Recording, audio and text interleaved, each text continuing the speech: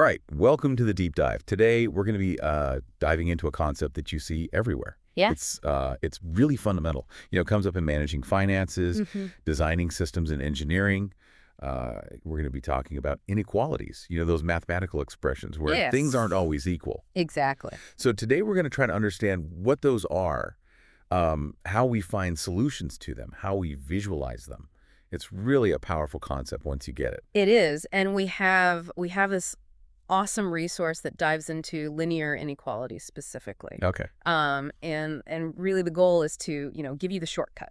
Right. Understanding this important idea. So inequalities, they're not just some sort of abstract theory, right? No, not at all. They come up, our resource highlights just how many different areas they come up in. Yeah. Science, statistics, optimization problems, economics, even psychology. Absolutely. It's amazing how much this idea of an inequality is useful for understanding limits and possibilities, really, all sorts of situations in real life. Yeah. So I think to get started, we should probably just take a step back and think, what is an inequality? Okay, so at its heart, an inequality is basically just a way to compare two things. And those two things could be numbers, or they could be what we call algebraic expressions. And we use these special symbols, less than, greater than, less than or equal to, greater than or equal to. And basically all those symbols are telling us is that the two sides of that comparison, they might not be perfectly balanced. Yeah, so instead of aiming for that sort of, perfect balance we see in equations where things are exactly the same, with inequalities, we're trying to find a relationship where one side could be smaller or larger, or maybe it's within a certain range of the other side. Right. Can you give us a few examples of that? Yeah, absolutely. So, with just simple numbers, we have inequalities like 3 is less than 5. Right. 7 is greater than 5. Those are just simple numerical comparisons. But then we have what are sometimes called literal inequalities, where we introduce variables. Okay. So we might have something like x is less than 5. Right. So any value that we could plug in for x, as long as it's smaller than 5, then it would be a true statement. Exactly. So, similarly, you could have y is greater than 2, x is greater than or equal to 3, y is less than or equal to 4. Okay. These are all examples where, we're comparing a variable to a number. Right. And saying, all the possible values of that variable that will satisfy that relationship. Okay, so those are pretty straightforward to grasp. Yeah. Our resource also mentioned these double inequalities. Yes. What's going on with those? So double inequalities are kind of a neat way to express that a value falls between two specific boundaries. So, you could have something like 3 is less than, 5 is less than 7. All right. And all that's saying is, 5 is bigger than 3, but it's also smaller than 7. So it's like a shorthand way to say that. And then when we introduce a variable, like we could say 3 is less than or equal to x is less than 5. Right. That means that x can be any value that's at least 3, but it has to be strictly less than 5. So it has an upper limit and a lower limit at the same time. Exactly. Now, the resource starts to talk about these, what they call general forms of linear inequalities. It sounds a little more formal. What's the important idea to take away from that? Yeah. So linear inequalities, those are inequalities where our variables are only raised to the power of 1. Okay. So, if we have a single variable like x, the general forms would be something like x plus b is less than 0. X plus b is greater than 0. X plus b is less than or equal to 0. X plus b is greater than or equal to 0. Right. And there's this important condition that a cannot be equal to 0, because if a were 0, that x would disappear. Right. And then it wouldn't be a linear inequality with an x in it. Exactly. So, if you have something like 2x plus 3 is less than 0. Right. Then in that case, a is 2 and b is 3. So it fits that general form. I got it. And what about when we have two variables, like an x and a y? Yeah. So with two variables, x and y, the general forms are x plus by is less than c. X plus by is greater than c, x plus by is less than or equal to c, and x plus by is greater than or equal to c. And again, there's the condition that neither a nor b can be 0. Got it, okay. Because, we need both x and y to actually be playing a role in the inequality. Okay, that makes sense. Now, the resource also mentioned these terms, strict and slack inequalities. Yes. Can you clarify what those mean? Yeah. So strict inequalities, those are the ones where we're using the less than or greater than symbol. Yeah. And what that means is that the two sides cannot actually be equal. Okay. One has to be definitively smaller or Right. larger than the other. Right. Slack inequalities, on the other hand, they use the less than or equal to or greater than or equal to symbols. Mm-hmm. And those, they include the possibility Yeah. that the two sides could be equal. So there's a little bit more flexibility there. So the slack gives us that or equal to condition. Exactly. Yeah. And just to be clear for this deep dive, I mean, we're focusing on these linear inequalities in one or two variables, right? Yeah. We're not going to get into like the quadratic inequalities that the material also mentioned, right? That's right. We're setting, a clear boundary for what we're going to be discussing today. To make sure that we really build a good foundation with the linear ones. Okay. All right. So we've kind of defined what these inequalities are. Now, how do we go about solving them? Okay. So And our resource starts talking about this relatable example, about a guy named Ravi who's buying rice. yes. Can you tell us about that example? Yeah. So this is a really great example of how inequalities can actually be used to model a real life situation. So Ravi, he's got 200 rupees and he wants to buy these packets of rice. Okay. And each packet costs 30 rupees. Okay. So if we let X be the number of packets that he buys, then the total cost is going to be 30 times X. Okay. And since he, can't spend more than he has, this situation can actually be represented by the inequality 30X is less than 200. Right. And one thing that the resource points out is that in this context, X can only be a non-negative whole number. He can't buy like a fraction of a rice packet. Right. You can't have. Or a negative number of rice packets. Yeah. You can't walk into the store and say, "I want negative 2 bags of rice." Exactly. So it has to be a whole number. Right. 0, 1, 2, 3, and so on. So it's a really, simple example, but it actually illustrates, this kind of common real world constraint. Right. You have limited resources. You can only do so much with what you have. Got it.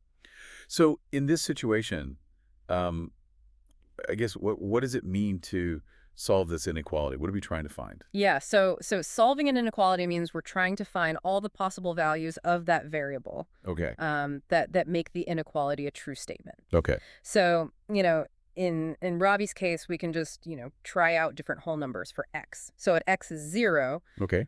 30 times 0 is 0, which is less than 200. Okay. If X is 1, 30 times 1 is 30, which is less than 200. And if we keep going, we find that, if X is 6, 30 times 6 is 180, which is still less than 200.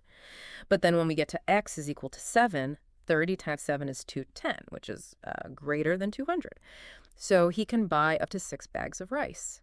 So it sounds like he could buy 0 bags of rice, 1 bag of rice, 2 bags of rice, up to 6 bags of rice. Exactly. But he can't buy 7. Exactly. So those are the solutions to the inequality, and that, I guess, is what the resource calls the solution set. Exactly.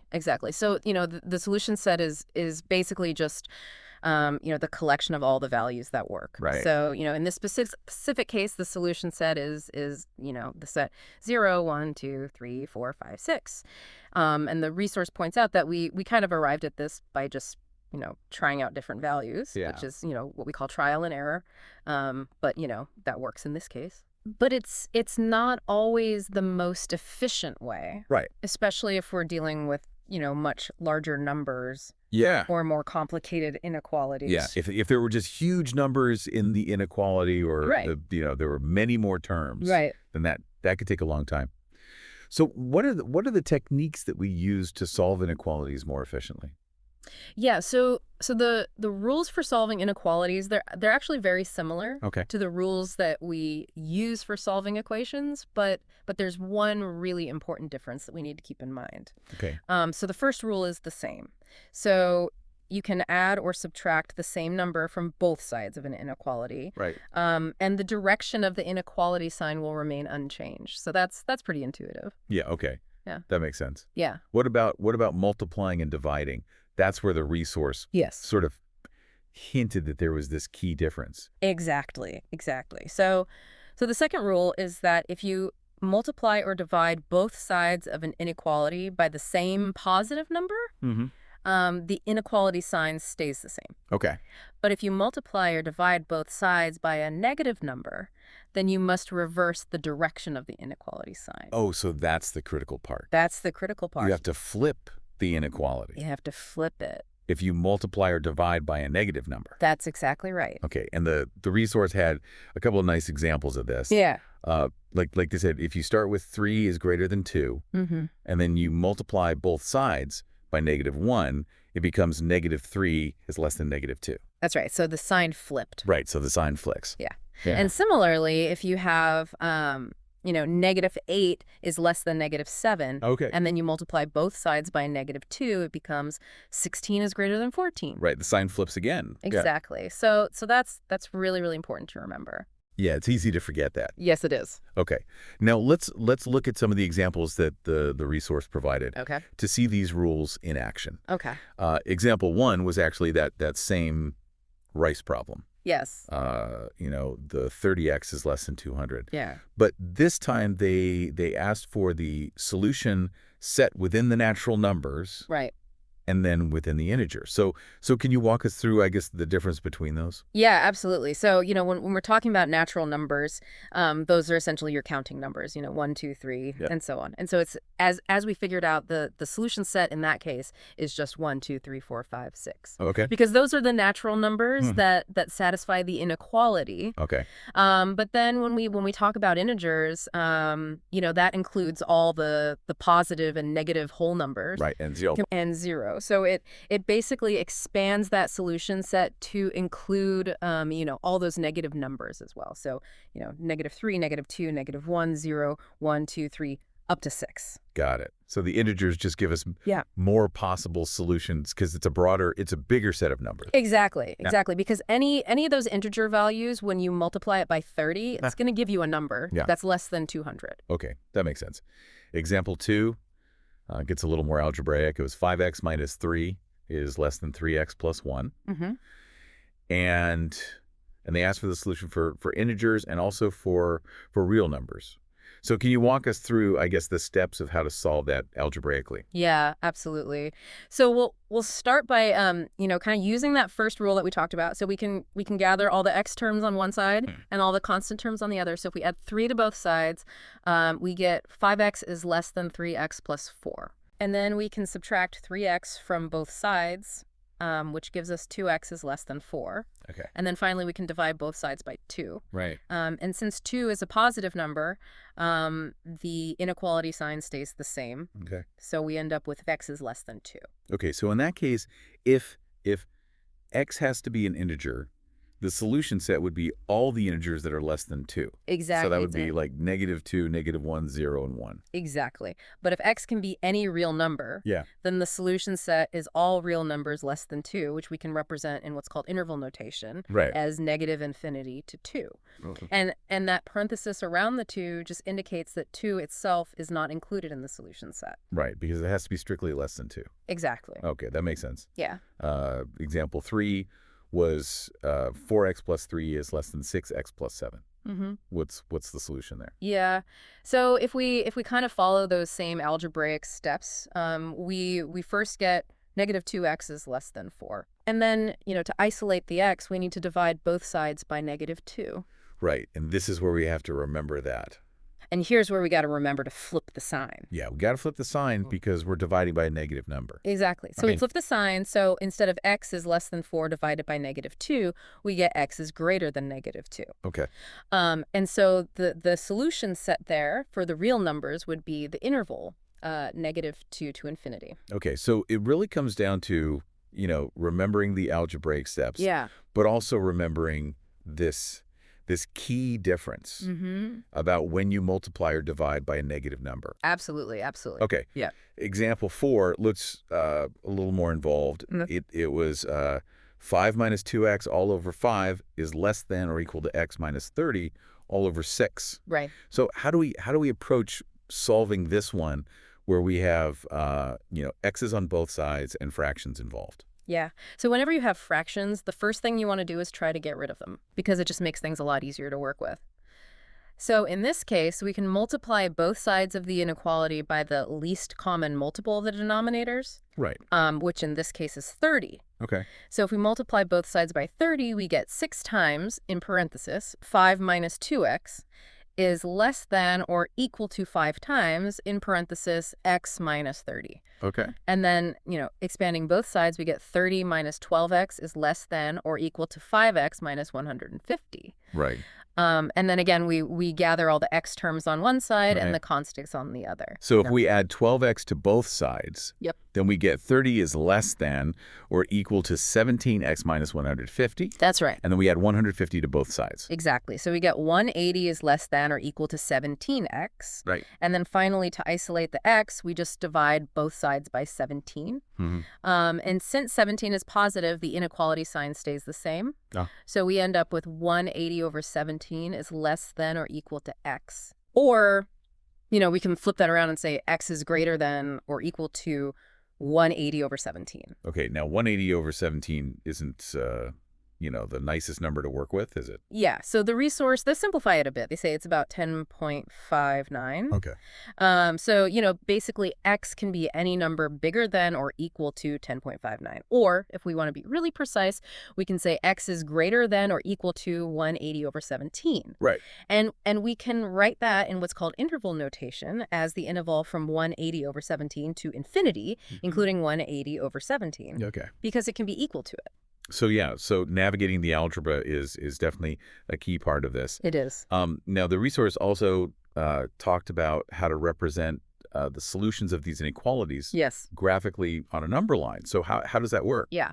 So if we have an inequality in one variable, like x, we can represent the solution set visually using a number line. Okay. So, for example, if we had x is less than 3, which was actually example 5, we would, locate the number 3 on our number line. Right. And then since it's a strict inequality, meaning x cannot actually be equal to 3, we would indicate that by putting an open circle at 3. Okay. And then we would draw a line extending to the left of the circle with an arrow at the end to show that all the numbers less than 3 are included in the solution. Okay. And the resource has a picture of this in figure 6.1, Okay. which shows you what that would look like. Yeah, I'm looking at it right now. Yeah, it's got this open circle at 3, Mm-hmm. Mm-hmm. and then the line goes to the left. So that really clarifies that we can get, infinitely close to 3, but we can't actually include 3 in the solution set. Exactly. What about for an inequality like x is greater than or equal to 1? Yeah, so for x greater than or equal to 1, which was example 6. Right. Again, we would find one on our number line, but because it's a slack inequality, meaning it can be equal to 1, we would use a closed or a filled-in circle at 1. Yeah. And then we would draw a line extending to the right of the circle, again with an arrow, to show that all the numbers greater than 1 are also solutions. And that's illustrated in figure 6.2 Okay. in the resource. So, basically the open versus the closed circle, it's just a nice visual way to show whether the endpoint is included or not. Okay, so it's a quick way to tell, Yeah. Whether we're allowed to be at that number or if we have to be, just a little bit above it or a little bit below it. Exactly. Okay, cool. Now, let's switch gears a little bit and look at some of those real-world applications that the resource highlighted. Mm-hmm. So example 7 talked about a student's exam marks. So Okay. how are inequalities helpful in that type of situation? Yeah, so this is a perfect example of, how inequalities can actually be used to figure out, what we need to do.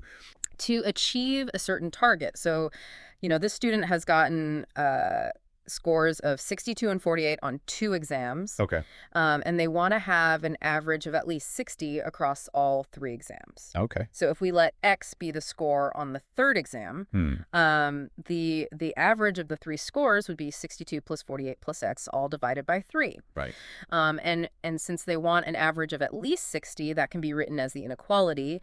62 plus 48 plus X, all over 3, is greater than or equal to 60. Okay. And then from there, we can we can solve for x, we can simplify the left side, we can multiply both sides by 3, Right. and we'll end up with x is greater than or equal to 70, Okay. which basically tells the student, to get that average of at least 60, they need to score at least a 70 on that last exam. So they can figure out, okay, I need this to get to where I want to be. Exactly. That's really useful. No. Example 8 dealt with these consecutive odd natural numbers. So how do inequalities help us with finding, numbers that meet certain conditions like that? Yeah. So in this case, we're trying to find, pairs of consecutive odd natural numbers that satisfy two different conditions. So first of all, both numbers have to be greater than 10. Right. And second, their sum has to be less than 40. Okay. So let's say that, the smaller of the two numbers is x. Okay. And then since they're consecutive odd numbers, the next one would be x plus 2. Right. Because odd numbers are 2 apart. Exactly. Okay. So the condition that both numbers have to be greater than 10, that gives us the inequality x is greater than 10. Okay. And then the condition that their sum has to be less than 40, that gives us the inequality x plus, in parentheses, x plus 2 is less than 40. Well. So if we simplify that second inequality, we get 2x plus 2 is less than 40. And then we can subtract 2 from both sides. We get 2x is less than 38, and then divide both sides by 2, we get x is less than 19. So now we've got two inequalities that x has to satisfy. X is greater than 10, and x is less than 19. Okay. So combining those, we can write 10 is less than x is less than 19. Right. And since x has to be an odd natural number, the possible values for x within that range are 11, 13, 15, and 17. Okay. And for each of those values, we can find, the pair of consecutive odd numbers. Right. So we get 11, 13, 13, 15, 15, 17, 17, 19. So it's kind of a neat little puzzle that inequalities help us to solve. And the resource had some other examples too. I mean, they talked about, figuring out, what grades a student could get. And still achieve a certain average. Yeah. They talked about the lengths of the sides of a triangle, like how long or how short they can be. They even talked about cutting a board, like you have a board that's a certain length and you need to cut it into pieces, and the pieces have to be, within certain size limits. So it's really amazing how many different places this idea of an inequality comes up. Yeah. And it makes sense because they really are a fundamental tool for setting limits and defining ranges and making decisions based on those limitations. Exactly. All right. So now we've got a pretty good handle on, linear inequalities with one variable. Okay. Now let's move on to how we solve these inequalities when we have two variables. Okay. And the resource talks about how we can do this graphically. So now we're bringing in the Cartesian plane. That's right. So when we have an inequality with two variables, x and y, typically our solutions are now pairs of values. So we're looking for x and y values that together will satisfy that inequality. And graphically, a linear equation in two variables, like x plus by equals c, that represents a straight line on the Cartesian plane. Okay. And that line, it acts like a boundary. Okay. And it divides the plane into two half planes. So, if the line is vertical, you'll have a left half plane and a right half plane. Right. And if the line is not vertical, then you'll have, a lower half plane, an upper half plane. Got it. And the resource actually has a couple of figures. Okay. Figure 6.3 and 6.4 that kind of show this visually. Okay, so a straight line splits the coordinate plane in half. Yeah, good. And I guess the question is, well, how do the the inequalities like, x plus by is greater than c. Yeah. Or x plus by is less than c. How do those fit into this? Yeah. So those inequalities